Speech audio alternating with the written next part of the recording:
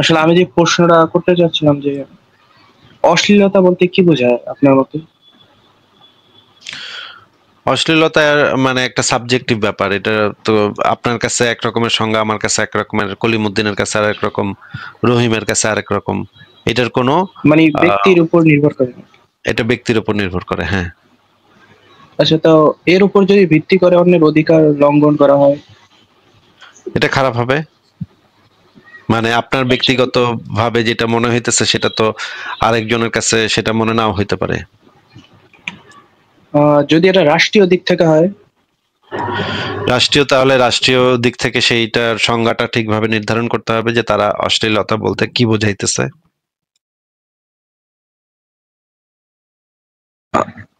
আচ্ছা, ধন্যবাদ। আরেকটি প্রশ্ন করতে পারি? হ্যাঁ, বলেন। হুম।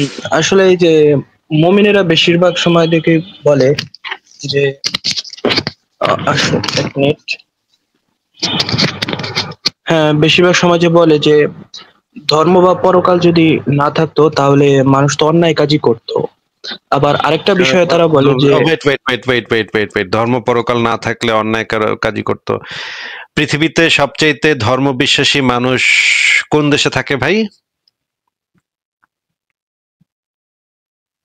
লাইট ভাই, পৃথিবীতে সবচাইতে ধর্ম বিশ্বাসী মানুষ কোন কোন দেশে থাকে? কয়েকটা দেশের নাম বলেন তো। এই সবচাইতে যেমন বেশি মানুষ। আফগানিস্তান, বাংলাদেশ, সৌদি আরব, ইরান। পাকিস্তান। পাকিস্তানও তো মানুষ অনেক ধার্মিক, তাই না? হ্যাঁ। আচ্ছা। আর সবচেয়ে ধর্মে বিশ্বাস করে না এরকম কয়েকটা দেশের নাম বলেন তো, যারা ঈশ্বর বা ধর্ম এগুলা পুষেও না। আমি আপনাকে কয়েকটা নাম আহ, বলি, যেমন ধরেন জাপান, তারপর হচ্ছে গিয়ে সুইডেন, ডেনমার্ক, জার্মানি, ইংল্যান্ড। এই সমস্ত দেশের বেশিরভাগ মানুষ হচ্ছে ধর্ম বিশ্বাস করে না, ঈশ্বর আছে এরকম কোনো বিশ্বাস করে না, বা তারা ধর্মহীন। মোটামুটি বেশিরভাগ মানুষই হচ্ছে ধর্মহীন। ইংল্যান্ডে হচ্ছে 49% মানুষ হচ্ছে ধর্মহীন, তারা ঈশ্বরে বিশ্বাস করে না। নেদারল্যান্ডস আর একটু বেশি, 70%-এর মতো। সুইডেনে আর একটু বেশি, ফিনল্যান্ডে আর একটু বেশি, জার্মানিতে একটু কম, 60%, মানে জার্মানিতে বোধহয় 50 বা এইরকম পার্সেন্টেজ। এই দেশগুলো হইতেছে মানুষ পরকাল টরকাল মানে না, তাই না ভাই? উম, হ্যাঁ, আগে। আচ্ছা, তাহলে আপনি জি যে ভাই। বললেন ধর্ম বিশ্বাস না করলে মানুষ অপরাধ করবে, কিন্তু আমরা তো বাস্তবে তো দেখতেছি উল্টা ঘটনা। বাস্তবে দেখতেছি যে সমস্ত দেশে বেশি মানুষ ধর্ম বিশ্বাস করে, বাংলাদেশে তো 99% মানুষ পরকালে বিশ্বাস করে, পাকিস্তানে 99% মানুষ পরকালে বিশ্বাস করে, আফগানিস্তানে 99% মানুষ পরকালে বিশ্বাস করে, Saudi, Iran, Syria, Lebanon, Jordan, এই সমস্ত দেশে 99% মানুষ পরকালে বিশ্বাস করে। কিন্তু এই সমস্ত দেশের তো অবস্থা খুবই শোচনীয়, খুবই খারাপ। দুর্নীতি, খুনাখুনি, মারামারি, ধর্ষণ, রাহাজানি। আপনাকে যদি ভিসার অফার দেওয়া হয়, সুইডেনের ভিসা আর আফগানিস্তানের ভিসা, আপনি কোন দেশে যেতে চাবেন আপনার পরিবার নিয়ে? হ্যাঁ, অবশ্যই সুইডেন। সুইডেন। ও মা, কেন ভাই? ওই দেশে তো মানুষ, বেশিরভাগ মানুষ ধর্ম বিশ্বাসই করে না, তাহলে তো ওই দেশে মানুষ তো খুন খারাপই করবে। মনে করেন রাস্তায় বাইরে হ্যাঁ গুলি করে সবাই মেরে ফেলবে, যারা যারা আছে তারা, তাই না? এরকম তো হ্যাঁ, হওয়ার হ্যাঁ। কথা। ও মা, কি বলেন এগুলা? আমি তো ভাই বেকুব হয়ে গেলাম। আপনি না বললেন একটু আগে ধর্ম বিশ্বাস করলে নাকি মানে মানুষ নীতি নৈতিকতা নাকি অনেক ডেভেলপ করে, কিন্তু এখন এখন তো দেখতেছি ভাই আপনি সুইডেনের ভিসা চান। ওগুলো তো ভাই নাস্তিকের দেশ, এখানে তো মনে করেন রাস্তায় সবাই সবাই খুনাখুনি করে, রাস্তার ভিতরে মারামারি, কোপাকুপি, ধর্ষণ, রাহাজানি এগুলা হইতেছে নাকি ভাই? সুইডেনে হ্যাঁ, তো এরকম হওয়ার কথা। আসলে মুমিন মুসলমান তো এটাই বলে যে ইউরোপ আমেরিকায় নাকি সারাক্ষণ মানুষ মদ নিয়ে থাকে, সেখানে নাকি নারী পাওয়া যায় সহজে, ফ্রি সেক্সের দেশ। ভাই এসব তো বলে, কিন্তু দিন শেষে তো মদ আর ফ্রি ফ্রি সেক্স করলে তো ভাই ওরা এত ডেভেলপ কান্ট্রি কিভাবে? ওরা কি আসমান থেকে কি টাকা টোকা পড়ে নাকি? ওরা জ্ঞান বিজ্ঞানে সবচেয়ে আগায়, কি এগুলা কি সব আসমান থেকে নাজিল হয়? মানে বুঝলাম না তো বিষয়টা। কেমনে কি ওদের দেশগুলা চলতেছে কেমনে? মানে ওই মুমিন, যেই মুমিন এই কথা আপনাকে বলছে, ওই মুমিনে যদি ভিসা দেন, যদি বলেন যে তোরে ভিসা দিমু, তুই কোন দেশ যাইবি ক? পাকিস্তান যাইবি নাকি ডেনমার্ক যাইবি? সেই মুমিনে কোন দেশে যাইতে যাবে বলেন তো? এটা তো সহজ উত্তর যে সে ডেনমার্কে যেতে চাবে। বা ওমা ডেনমার্কে যাইতে চাবে, কিন্তু ওমা, এটা তো সে আপনাকে ধরেন ফ্রি সেক্স, সেটা মনে মনে মদ, রাখলো। মদ, ফ্রি সেক্স। আচ্ছা, ওরা যে মদ এবং ফ্রি সেক্স কে এত ইয়া করে, যে ওরা কত খারাপ, ওরা মদ আর ফ্রি সেক্স করে, ওরা যে ধর্ম বিশ্বাস করে সেইটা তো ওরা করে মদ আর ফ্রি সেক্স এর জন্যই, তাই না? জান্নাতে গিয়ে ওরা মদ আর ফ্রি সেক্স করবে না ভাই? হ্যাঁ সেটাই। ওরা মদ আর ফ্রি সেক্সের খায় এসে দুনিয়াতে ধর্ম পালন করে, আর দোষ দেয় হইতেছে মানে উন্নত দেশগুলারে যে ওরা মদ আর ফ্রি সেক্স করতেছে। ভাই তুই তো ধর্মই বিশ্বাস করস মদ আর ফ্রি সেক্সের জন্য, তুই আবার মদ আর ফ্রি সেক্স রে তুই আবার এত মানে অপছন্দ করস, কিন্তু তুই তো তোর সবকিছুই তো চলে, তোর তো জীবন চলে হচ্ছে মদ আর ফ্রি সেক্সের জন্য। মানে উদ্দেশ্যটা হলো সেটাই, কিন্তু দুনিয়াতে মানে তারা সে বলে যে সে মদ আর ফ্রি সেক্সের জন্য ধর্ম বিশ্বাস করতেছে, কিন্তু কইতাছে যে মানে নাস্তিকরা মদ আর ফ্রি সেক্স নিয়ে পড়ে থাকে। আরে বেটা, তুই তো জান্নাতে গিয়ে মদ আর ফ্রি সেক্স নিয়ে পড়ে থাকবি। তুই তো যদি জান্নাতে একবার ঢুকতে পারিস, তুই করবি কি এখানে গিয়া? মদ আর ফ্রি সেক্স করবি তুই, তাই না? জি ভাই। মানে ভাই, মানে ওরা বলতেছে মদ আর ফ্রি সেক্স খুব খারাপ,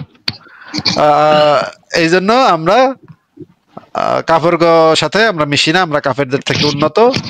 কিন্তু ওরা চায় যে জান্নাতে গিয়ে মদ আর ফ্রি সেক্স পাইতে। ভাই এগুলা এদের সাথে কথা বলা তো মুশকিল, তাই না? এই টাইপের মানুষ যাদের মাথায় বুদ্ধি শুদ্ধি এই লেভেলের, তাদের সাথে তো কথা বলা মুশকিলের ব্যাপার। আচ্ছা বলেন, আপনার কি আর কোনো প্রশ্ন আছে?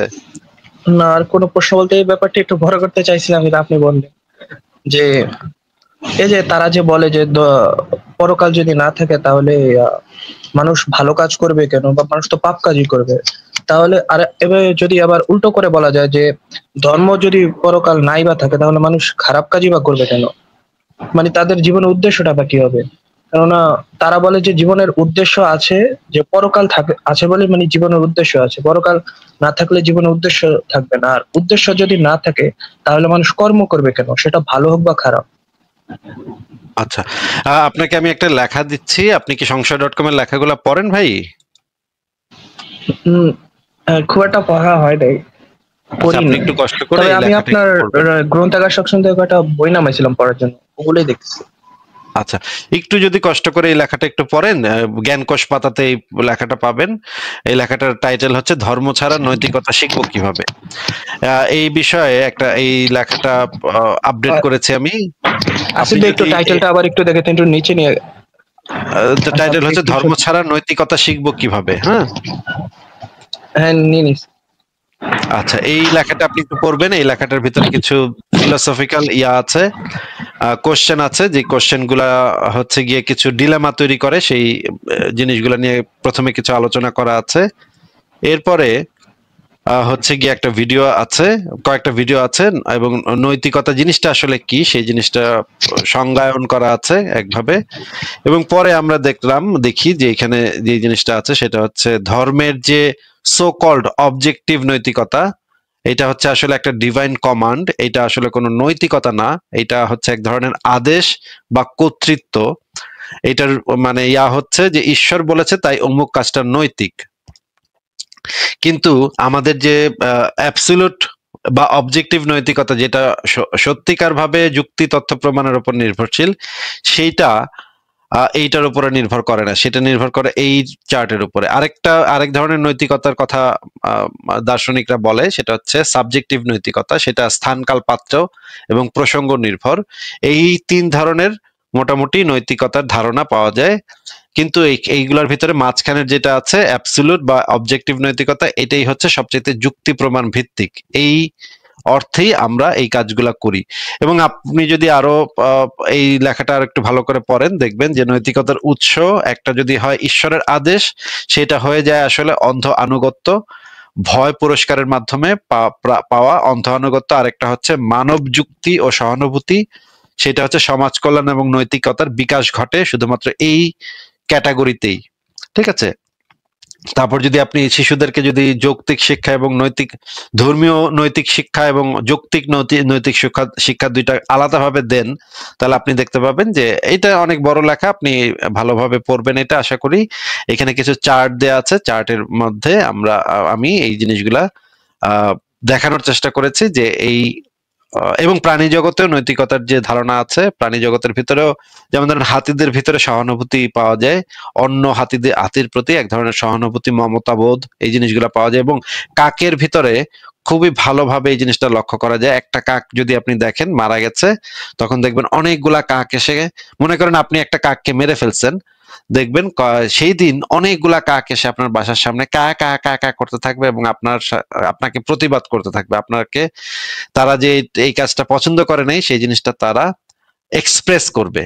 এই কাকের ভিতরে, হাতির ভিতরে, ডলফিনের ভিতরে আমরা এই যে পরস্পরের প্রতি ভালোবাসা, পরস্পরের প্রতি মমতা, এই জিনিসগুলো আমরা দেখতে পাই। এবং কিছু পরীক্ষা নিরীক্ষা চালানো হয়েছে, শিম্পাঞ্জির ভিতরে কিছু পরীক্ষা চালানো হয়েছে। যেমন ধরেন একটা এক্সপেরিমেন্ট চালানো হয়েছিল ফ্রান্স ডে ওয়ালের বিখ্যাত ক্যাপুচিন বানর এক্সপেরিমেন্টে দেখা যায় এক বানর যদি একই কাজের জন্য অন্য বানরের তুলনায় কম পুরস্কার পায়, সে রেগে যায় এবং পুরস্কার গ্রহণ করতে অস্বীকার করে।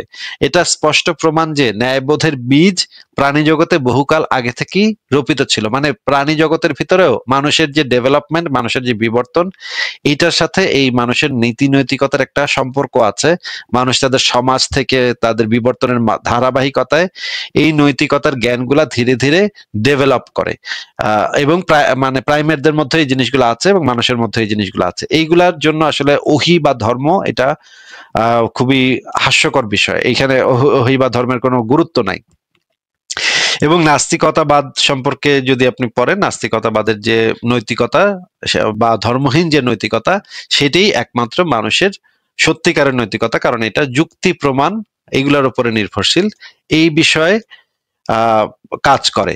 যদি সেটা ধর্মহীন হয়, নৈতিকতা যদি ধর্মহীন হয়, যদি ঈশ্বরের আদেশহীন হয়, তখন আপনি এই লেখাটা পড়েন, তারপর আপনার সাথে আবারও আলোচনা করবো। লাইট ভাই, আপনি কি আর কিছু বলবেন? হ্যাঁ, দেখলাম অনেক বড় লেখাই, সময় লাগবে পড়তে। আর প্রাণীর যে বিষয়টা দেখালেন যে সহানুভূতিটা, এটা তো হয়। আর বায়োলজিক্যাল দিক থেকে তো মানুষ আর শিম্পাঞ্জি অনেক কাছাকাছি, তাই না?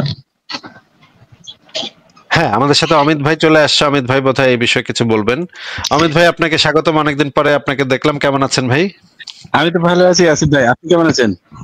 আমিও ভালো আছি। অমিত ভাই, ভালো সময় আসছেন। আমরা এই জিনিসটা নিয়ে আলোচনা করছিলাম যে প্রাণী জগতের ভিতরে যে প্রাইমেটদের ভিতরে যে নৈতিকতার ইয়াটা দেখা যায়, আপনি যদি আগে এই বিষয়ে কিছু বলেন। হ্যাঁ আসিফ ভাই, আমি এই কথাটা শুনে, এই ডিসকাশনটা শুনেই আমি আসছিলাম। তা একটা জাস্ট একটা জানি না আপনি শুনেছেন কিনা, এই ইভলিউশনারি গেম থিওরির কথা তো নিশ্চয়ই শুনেছেন, বা এই সিনেমাটা দেখেছেন কি, আ বিউটিফুল মাইন্ড, এই সিনেমাটা দেখেছেন আসিফ ভাই? হ্যাঁ হ্যাঁ, খুবই খুবই ফেভারিট সিনেমা আমার খুবই ভাই। নিশ্চয়ই। তাই এখানে যে জন ন্যাশের যে একটা গল্প আছে, তাই এই জন ন্যাশ প্রথম গেম থিওরি এই জিনিসটার জন্ম দিয়েছিলেন। তা এই গেম থিওরি এইটা শুধুমাত্র যে একটা স্ট্র্যাটেজি বা পলিটিক্স এর মধ্যেই যে সীমাবদ্ধ ছিল সেরকম নয়।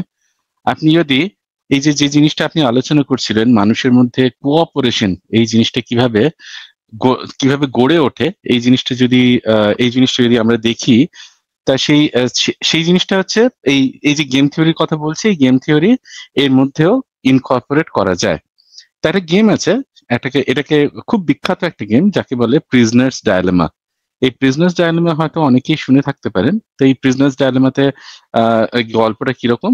গল্পটা হচ্ছে যে দুজন প্রিজনার আছে, দুজন হচ্ছে ধরা পড়েছে, ব্যাংক ডাকাতি করে ধরা পড়েছে।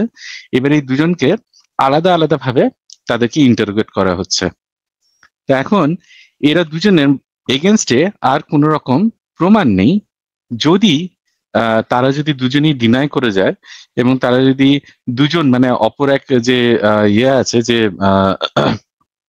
একজন ধরুন যে তার যে অ্যাকমপ্লিশ আছে, তার নাম যদি সে বলে না দেয়, তাহলে এদের দুজনকে কাউকেই শাস্তি দিতে পারবে না। তা এখন এখন যদি এখন ব্যাপারটা হচ্ছে, তারা এরকম ভাবে একটা ডিল দিয়েছে যে দুজন, ধরুন হচ্ছে একজন যদি, দুজনেই যদি একে অপরের নাম যদি বলে দেয়, যদি হচ্ছে বিট্রে করে একে অপরের প্রতি, তাহলে দুজনেই শাস্তি পাবে, কিন্তু সেই শাস্তিটা হয়তো কম পাবে। কিন্তু এরকম যদি হয় যে একজন বলে দিল আরেকজনের নাম, আর একজন বলল না, তখন যার নাম বলে দিয়েছে সে শাস্তিটা বেশি পাবে। আর যদি দুজনে কেউই যদি না বলে, তাহলে তাদের কোনো রকম শাস্তি হবে না। তো প্রথম ক্ষেত্রে প্রথম দেখা যায় যে এই ধরনের গেমগুলোতে দেখা যায় যদি একবার দুবার এরা দুজন ইন্টারঅ্যাক্ট করে, তাহলে অধিকাংশ ক্ষেত্রেই তারা একে অপরের নাম বলে দেয়, মানে সে একে অপর যে অ্যাকমপ্লিস ছিল এরকম বলে দেয়। কিন্তু যদি দেখা যায় এদের মধ্যে অনেকদিন ধরে অনেকবার তাদের মধ্যে ইন্টারাকশন হচ্ছে, তখন তারা স্বতঃস্ফূর্তভাবে একে অপরের নামটা চেপে যায়। তা ডেভিড অ্যাক্সেলরড বলে একজন ভদ্রলোক ছিলেন, তিনি একজন পলিটিক্যাল কনসালটেন্ট ছিলেন। তো তিনি একটা গেম বা একটা খেলার আয়োজন করেন।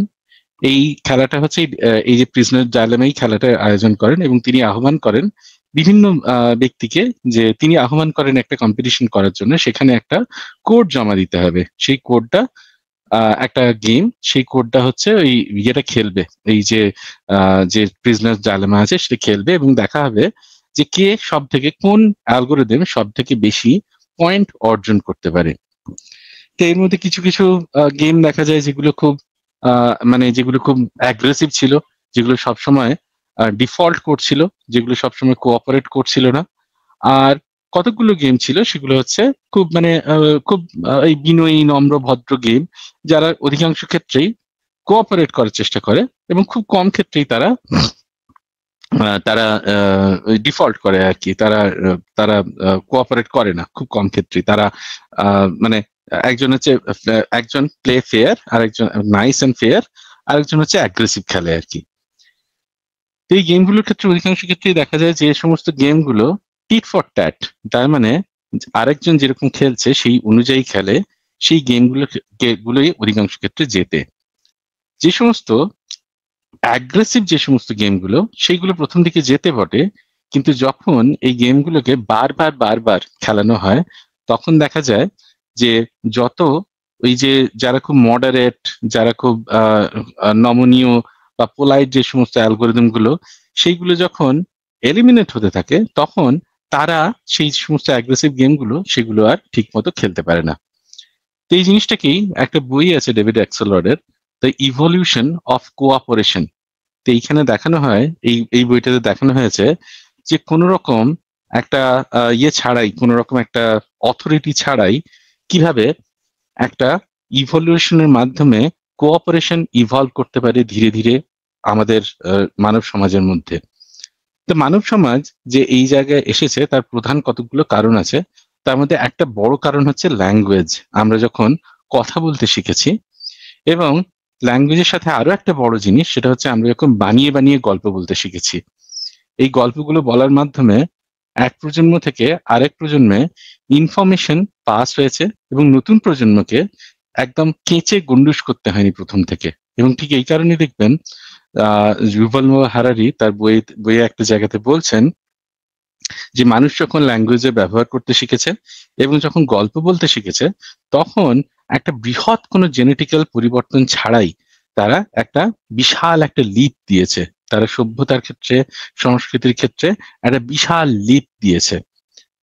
তা এটা হচ্ছে 1 নম্বর পয়েন্ট, যেখানে মানব সভ্যতা উন্নত হয়েছে। সেকেন্ড আর একটা পয়েন্ট, যে কারণে মানব সভ্যতা উন্নত হয়েছে, সেটা হচ্ছে কোঅপারেশন।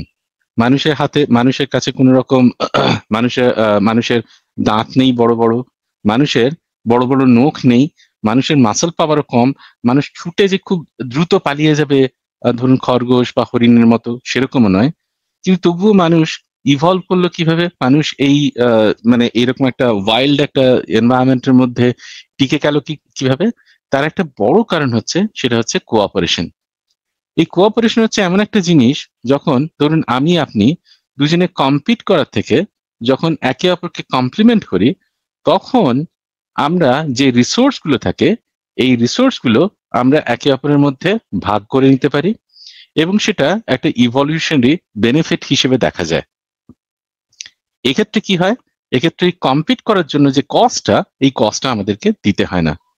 তাই জন্য অধিকাংশ ক্ষেত্রে দেখা যায় যে যখন কোনো একটা কমিউনিটি বা একটা কোনো ধরনের একটা সোসাইটি, সেটা যখন খুব ছোট সংখ্যক থাকে, সেখানে যখন এই কোঅপারেশনের মতো কোনো একটা স্ট্র্যাটেজি যখনই উদ্ভব হয়, তখন সাথে সাথে সেটা চারদিকে ছড়িয়ে পড়ে। তাই জন্য কোনো অথরিটিকে এইভাবে বলে দিতে হয় না। কিন্তু এখন সমস্যাটা কি? সমস্যাটা হচ্ছে যে আমি যে কোঅপারেট করব, আমার সাথে আমার চারপাশের লোকজন যে কোঅপারেট করবে এর নিশ্চয়তা কোথায়? এই নিশ্চয়তা দেওয়ার জন্য একটা অথরিটির দরকার হয়েছিল। এবং সেই জিনিসটা আমি মাঝে মাঝে আমাদের টিম মেম্বারদের মধ্যে যখন হচ্ছে নতুন নতুন টিমের লোকজন আসে, যখন প্রতি বছর যখন ইন্টার্নশিপ করতে যখন এই লোকজন আসে, তখন আমি তাদের সাথে এই গেমটা খেলে থাকি। এই গেমটা কি করি? এই গেমটা হচ্ছে আমরা 4টে টিমে ভাগ করি। 4টে টিমে প্রত্যেকের কাছে কার্ড থাকে, তাস থাকে, একটা হচ্ছে লাল আর একটা হচ্ছে কালো। এই লালটা হচ্ছে প্লে রুড, আর যে কালোটা সেই কালোটা হচ্ছে প্লে নাইস, বা রিভার্সও করতে পারেন, কিন্তু আমি এইভাবে খেলি আর কি। এবারে 4টে টিমকে 4টে জায়গায় বসানো হয়, তাদের মধ্যে কোনো রকম কমিউনিকেশন থাকে না, আমি একজন গেম মাস্টার। এইবারে যদি প্রত্যেকে যদি কালো খেলে, 4টে টিমই যদি কালো কার্ড আমাকে দেয় একটা রাউন্ডে, প্রত্যেকে হচ্ছে 1 পয়েন্ট করে করে জেতে।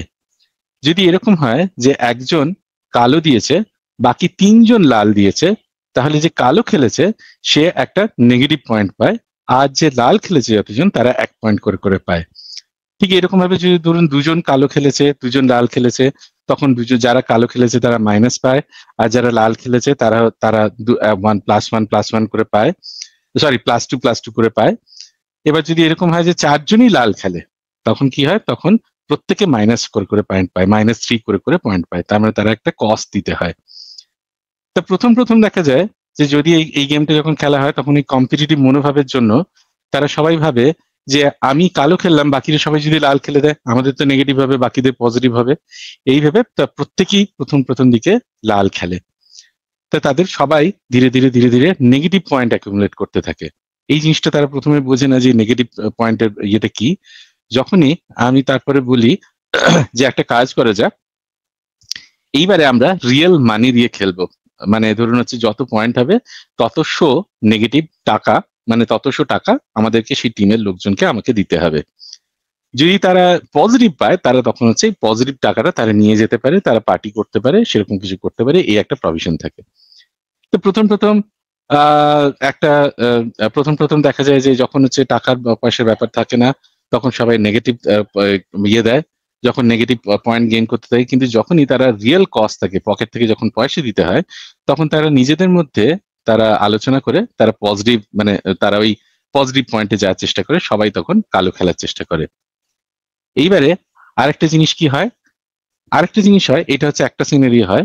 2 নম্বর ব্যাপার কি হয়, যখন আমি সবাইকে বলে দিই যে দেখ ভাই সবাই কিন্তু লাল খেলবি, তাহলে তোরা পজিটিভ পয়েন্ট, সরি সবাই তোরা কালো খেলবি, তাহলে তোরা সবাই পজিটিভ পয়েন্ট পাবি। এই অথরিটিটা যখন বলে দেওয়া হয়, তখন সবাই কি করে, সবাই ওই কালো খেলতে শুরু করে। তখন আমি বলি যে this is how you invented religion. Religion ঠিক এই জিনিসটা করারই চেষ্টা করে, যে কোনো একটা অথরিটির কথা বলে, কোনো একটা ভয় দেখিয়ে একটা এনশিওর করার চেষ্টা করে যে সমাজের মধ্যে সবাই যেন প্লে ফেয়ার, প্লে নাইস। কিন্তু এই জিনিসটাকে সবাই অ্যাকনলেজ করে কেন?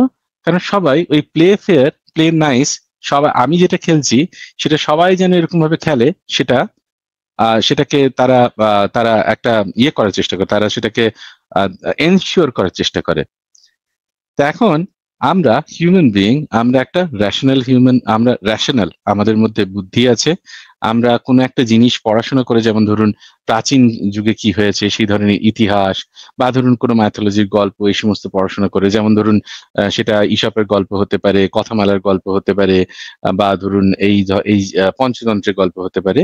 এই গল্পগুলো পড়ে আমরা এই গল্পগুলোর মাধ্যমে আমরা সমস্ত সমাজের মধ্যে একটা এনশিওর করার চেষ্টা করি যেন অধিকাংশ লোক প্লে ফেয়ার, প্লে নাইস এবং কোঅপারেট করে। এইভাবেই কোনো রকম অথরিটি ছাড়াই কিন্তু হিউম্যান বিইং এর মধ্যে এই ইভলিউশন হয়েছে, কোঅপারেশনের ইভলিউশন হয়েছে। কিন্তু আপাত দৃষ্টিতে দেখে অনেক সময় আমাদের মনে হতে পারে যে একজন অথরিটি আকাশ থেকে বলে দিয়েছে বলেই হয়তো সবাই ভালো হওয়ার চেষ্টা করছে। কিন্তু একটা জিনিস সবসময় ভাবার কথা, যে ধরুন একটা পার্কে একটা সকালবেলা কেউ একজন হাঁটতে গিয়ে সেখানে দেখলো বেঞ্চে একটা এক ব্যাগ হয়তো টাকা পড়ে আছে, ভোরবেলা হাঁটতে গিয়ে। এখন একটা সিনারিও চিন্তা করুন, সেখানে একটা সিসিটিভি ক্যামেরা আছে দেখে সে ওই টাকাটা নিজে হস্তগত করলো না, নিজে চুরি করলো না। এর মানে কিন্তু এটা নয় যে এই ভদ্রলোক নৈতিক। এর মানে হচ্ছে এটা তার মধ্যে একটা ভয় আছে, সেই জন্য সেই কাজটা করছে না। ঠিক এইভাবেই যখন একটা ধর্ম যখন একটা ইম্পোজ করে যে কোনো কিছুর একটা লোভ দেখিয়ে যে স্বর্গে এটা হবে, মৃত্যুর পরে স্বর্গে এটা হবে, ভগবান তোমাকে এটা দেবে বা এইভাবে শাস্তি দেবে, এরকম ভয় দেখিয়ে বা কোনো কিছুর লোভে যখন কোনো কিছু করে কোনো মানুষ এই অথরিটির জন্য, সে কিন্তু সত্যি নৈতিক কিনা এই বিষয়ে আমার যথেষ্ট সন্দেহ আছে। কারণ অধিকাংশ ক্ষেত্রে দেখা যায় যে তারা সুযোগ পেলেই তারা এইরকম তারা কিন্তু সেই নৈতিকতা থেকে, তাদের আপাত নৈতিকতা থেকে তারা বেরিয়ে আসে। ঠিক এই কারণেই দেখবেন কোনো জায়গাতে কোনো রায়াট হলে, কোনো রকম ঝামেলা হলে, কোনো কিছু হলে, যারা এতদিন পর্যন্ত নৈতিকতার মুখোশধারী ছিল, যারা হয়তো অথরিটির ভয়ে, যারা কোনো কিছু একটা পাপের ভয়ে বা পুণ্যের লোভে তারা কোনো একটা খারাপ কাজ করা থেকে বিরত ছিল, তারা কিন্তু এইবার কি করে, তখন কি করে, তখন তারা কিন্তু সেই খারাপ কাজগুলি করতে শুরু করে। যখনই সেই অথরিটির ভয়টা চলে যায়, তারা খারাপ কাজ করতে শুরু করে।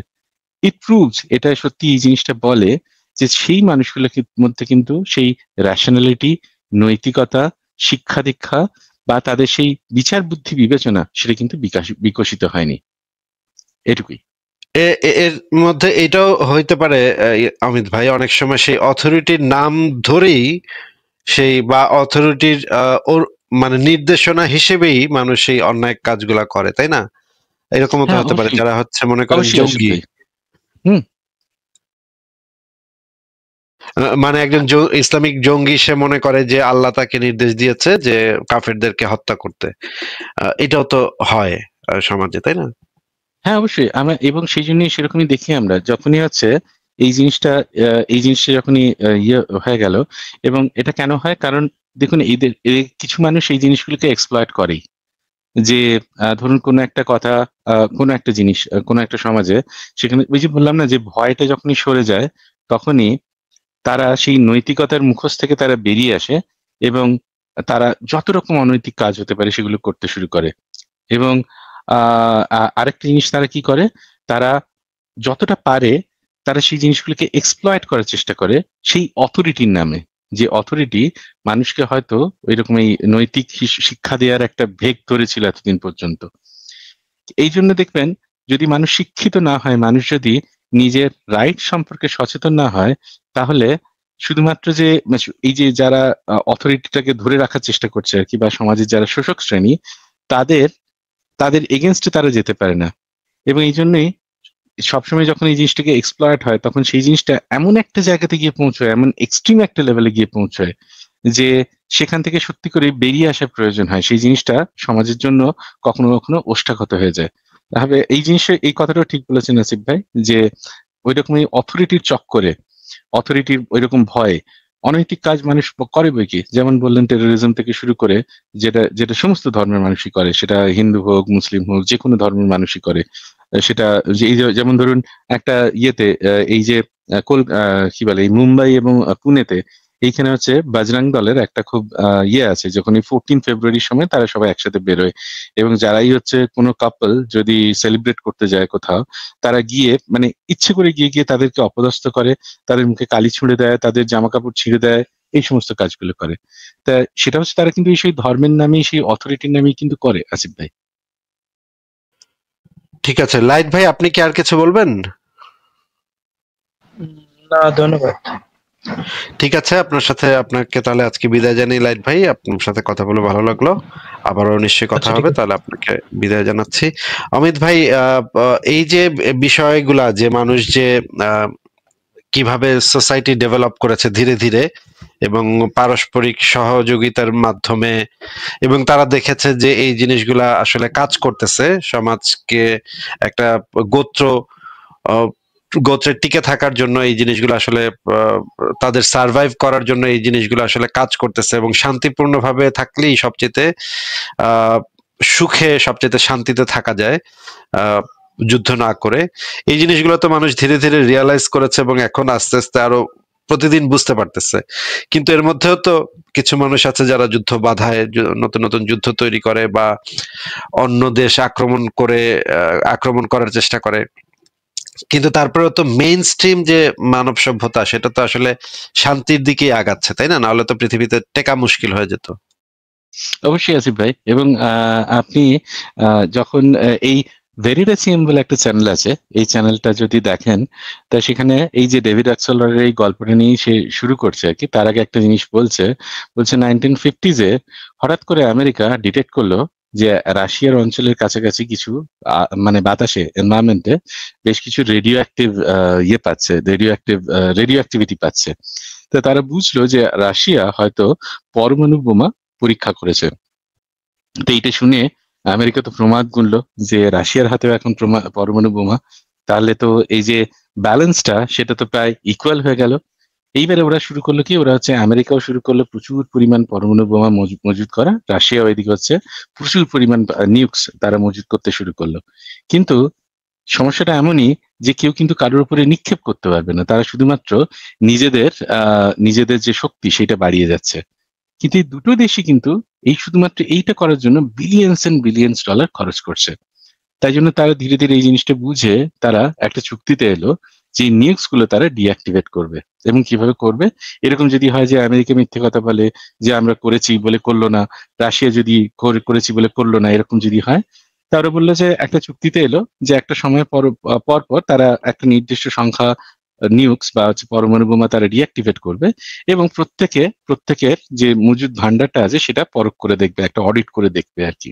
যদি কোনো রকম ডিসক্রিপেন্সি থাকে তাহলে তারা সেটা তখন হচ্ছে তারা নিজের মতো ব্যবস্থা নেবে আর কি। তো এইভাবে তারা ধীরে ধীরে নিজেদের পরমাণু বোমাগুলো সেগুলো ডিঅ্যাক্টিভেট করতে থাকে এবং সেই পরমাণু বোমা এই সমস্ত কোনো কিছুতে এনগেজ হয় না। তো এখন ব্যাপারটা হচ্ছে তাই যে সমাজে আমরা এই জিনিসটা দেখি, যখন সমাজে অধিকাংশ মানুষই তারা হচ্ছে শান্তিপ্রিয়, অধিকাংশ মানুষই একটা একটা স্টেবল লাইফের মধ্যেই থাকতে বেশি ভালোবাসে। তা এদের মধ্যে কি কিছু মানে অশান্তিপ্রিয় থাকে না? হ্যাঁ, অবশ্যই থাকে, কিন্তু অধিকাংশ ক্ষেত্রেই শান্তিপ্রিয় মানুষ। বিশেষ করে 1945-এ সেকেন্ড ওয়ার্ল্ড ওয়ার যখন শুরু হলো, তখন মানুষ যখন ইতিহাসের দিকে তাকিয়ে পেছন ফিরে তাকালো যে কি ধরনের ধ্বংস করেছে তারা দেখলো, সেখান থেকে তারা দেখলো কি লাভ হয়েছে। এইটা যখন মানে কস্ট বেনিফিট যখন অ্যানালিসিস করতে শুরু করলো, তারা বুঝলো যে শুধুমাত্র ক্ষতিটাই হয়েছে। যে জিতেছে তারও ক্ষতি হয়েছে, যে হেরেছে তার তো ক্ষতি হয়েছে বটেই, যে জিতেছে সেও যে খুব লাভ করেছে সেরকম নয়। সেই জন্য ধীরে ধীরে মানুষ এই জিনিসটা যখন বুঝতে শিখলো যে যুদ্ধ করে এই সমস্ত কোনো কিছু হয় না, তখন দেখবেন এই যে ইউরোপিয়ান কান্ট্রিজ গুলো কিন্তু একটা ইউনিয়নের মধ্যে দিয়ে গেল। সেখানে সুইডেনে বসে জার্মানিতে কাজ করা যায়, ইটালিতে বসে নেদারল্যান্ডের কোম্পানিতে কাজ করা যায়, শুধুমাত্র ইউরোপিয়ান ইউনিয়নের থ্রু দিয়ে তারা ট্যাক্সটা পেলেই, ওই দেশগুলো ট্যাক্সটা পেলেই, ট্যাক্সটা যথাযথ বন্টন হলেই তারা খুশি, কোনো অসুবিধা হয় না। কিন্তু আমাদের এই সাউথ এশিয়ার যে দেশগুলো, যেমন ধরুন ভারত, বাংলাদেশ, পাকিস্তান, নেপাল, শ্রীলঙ্কা, এরা কিন্তু এইভাবে কাজ করে না। যদি এই জিনিসটা হতো একটা গ্লোবাল ভিলেজের টাইপের হতো, যেখানে হচ্ছে এরকমই পাসপোর্টের দরকার নেই, যেখানে কোনো রকম ব্যারিয়ার নেই, সেরকম যদি হতো, আমাদের life could have been even smoother. ওরকম হচ্ছে এই কোনো একটা দেশ, ধরুন হচ্ছে ভারতকে পাকিস্তানের ভয়ে তাদেরকে ওই বর্ডার সিকিউরিটি রক্ষা করতে হতো না, মানে মিলিয়ন্স এন্ড মিলিয়ন্স ডলার সেখানে স্পেন্ড করতে হতো না। তারা সেই সমস্ত জিনিসগুলো অন্য খাতে, যেমন ধরুন শিক্ষা হতে পারে, এইখানে সড়ক ব্যবস্থা হতে পারে, স্বাস্থ্য হতে পারে, স্বাস্থ্য হতে পারে, অবশ্যই এইগুলোতে তারা খরচ করতে পারতো এবং that would been much better life for us. Asif ভাই, ঠিক আছে অমিত ভাই, আমরা একটা জিনিস নিয়ে কয়েকদিন আগে আলোচনা করছিলাম, সেখানে আপনাকে আমি মিস করেছি। যে আমি একটা জিনিস আলোচনা করছিলাম যে মিলগ্রাম এক্সপেরিমেন্ট বলে একটা এক্সপেরিমেন্ট হয়েছিল, সেখানে একটা ইলেকট্রিক শক দেওয়া হচ্ছিল মানুষদেরকে, এবং কর্তৃপক্ষের আদেশ কিভাবে মানুষ মেনে চলে, এবং কর্তৃপক্ষ যখন তাকে এই ধরনের একটা আদেশ দিচ্ছে, যে সে জানে যে মানে একটা রেটিং আছে সেই শক দেওয়ার, একটা মারাত্মক মানে এক্সট্রিম লেভেলের শকও আছে, যে ওই কাজটা না করলে একজন ব্যক্তি অন্যদেরকে শক দিবে, সেই ইলেকট্রিক শকটা দিবে। তো এই মানে এক্সপেরিমেন্টের মধ্যে দেখা গেল যে কর্তৃপক্ষের বেঁধে দেওয়ার নিয়মটা মানুষ এতই ফলো করতেছে যে আরেকজন মানুষকে সে এক্সট্রিম লেভেলে শক দিতেও সে দ্বিধা করতেছে না, কারণ সে ভাবতেছে যে এটা তো নিয়ম, এটা তো মানে যারা অথরিটি তারা আমাদেরকে নির্দেশ দিয়েছে এই শকটা অন্যদেরকে দিতে। এই কারণে সে হুদাহুদি অন্য মানুষকে শক দিচ্ছে, সে রিফিউজ করতেছে না, সে বলতেছে না যে না আমি শক দিব না। কিন্তু কিছু মানুষ পাওয়া গেছে যারা মানে অনেকে রিফিউজ করছে, কিন্তু কিছু মানুষ পাওয়া গেছে যে তারা কর্তৃপক্ষের মানে নির্ধারিত ইসে দ্বারা এতই প্রভাবিত হয় যে সে আরেকজন মানুষকে এই এক্সট্রিম শক দিতেও দ্বিধা করে না, সামান্য ভুলের কারণে। হ্যাঁ, সামান্য ভুল হইলে সে শক দেয়। আপনি এই এক্সপেরিমেন্টটা যদি একটু পড়তেন এবং দেখতেন, এটা নিয়ে নিশ্চয়ই। যদি একটা আমরা আলোচনা করতে পারতাম একদিন, তাহলে খুব ভালো হইতো অমিত ভাই। বেশ আসলে আমি এই এক্সপেরিমেন্টের সম্পর্কে আমি একটু জানি, কিন্তু এরকম ইন ডেপথ পড়াশোনা নেই, বা এটা সাইকোলজিক্যালি কি হোয়াট ইজ দ্য ইমপ্লিকেশন এইটা, সেটা আমি হয়তো মানে এখনই আমার জানা নেই। আমি এসে একদিন, তাহলে আমি একদিন পড়ে এসে একদিন তাহলে আপনাকে বলবো এই ব্যাপারটা নিয়ে বিস্তারিত। ঠিক আছে অমিত ভাই, তাহলে আপনি কি থাকবেন? আমরা কি যুক্ত করবো আরো মানুষকে? আপনি যুক্ত করুন, আমি একটুখানি তাহলে ডিনার করে আসি, কারণ ডিনার হয়নি, আমি ডিনার করে আসি, আমি ততক্ষণ শুনি। আচ্ছা, তবে আপনি এইটা নিয়ে আমি আপনার লাইভ গুলো তো শুনি রেগুলার। আপনি সেদিনকে এই মেলগ্রাম এক্সপেরিমেন্ট এটার কথা যে বলছিলেন, আমি এটা শুনেছি। তা আমি অবশ্যই আমি জানতাম না যে আজকে আপনি এটা নিয়ে কথা বলবেন। আমি তাহলে পড়ে আসবো, পড়ে এসে আমি আপনাকে বলবো, কেমন? ঠিক আছে অমিত ভাই, তাহলে আমরা বেশ, আরো কয়েকটা জিনিস আমার হাতে আছে, সেগুলো নিয়ে আমি আপনার সাথে আলোচনা করবো আরেকদিন। বেশ, ঠিক আছে বেশ। তাহলে।